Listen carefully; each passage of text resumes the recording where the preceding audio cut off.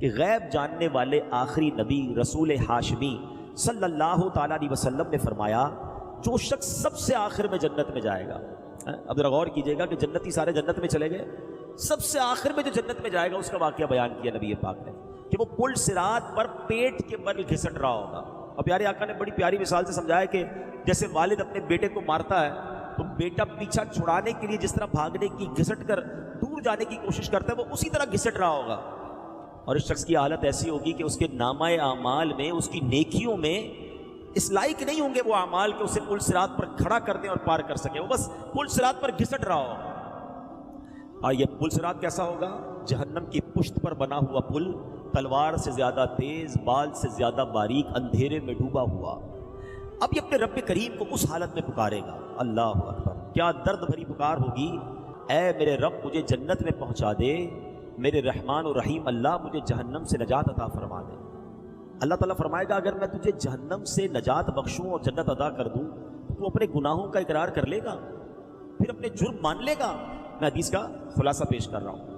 تو وہ کہے گا کہ ہاں یا اللہ بس تو مجھے اس مشکل سے نکال دے، جنت میں داخل کر دے، جہنم سے بچا لے، میں اپنے گناہ مان لوں گا۔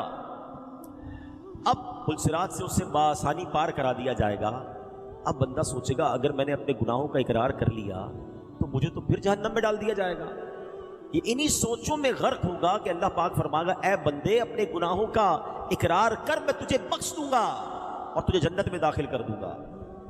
مگر وہ کیسا بندہ ہوگا؟ وعدہ کرنے کے باوجود کہے گا مولا تیری قسم میں نے تو کوئی گناہ کیا ہی نہیں ہے، میں نے تو کوئی گناہ نہیں کیا، نہ مجھ سے کوئی خطا ہوئی ہے۔ اللہ پاک فرمائے گا اے بندے میرے پاس تیرے خلاف گواہ ہے۔ وہ ادھر دیکھے گا ادھر دیکھے گا، عرض کرے گا یا اللہ گواہ کدھر ہے؟ گواہ تو کوئی بھی نہیں، میں اکیلا ہوں۔ اللہ پاک اب اس کی جلد کو، اسکن، جلد کو حکم دے گا، اور وہ اسکن جو ہے، وہ جو جلد ہے، وہ اس کے صغیرہ گناہ بیان کرنا شروع کر دے گی۔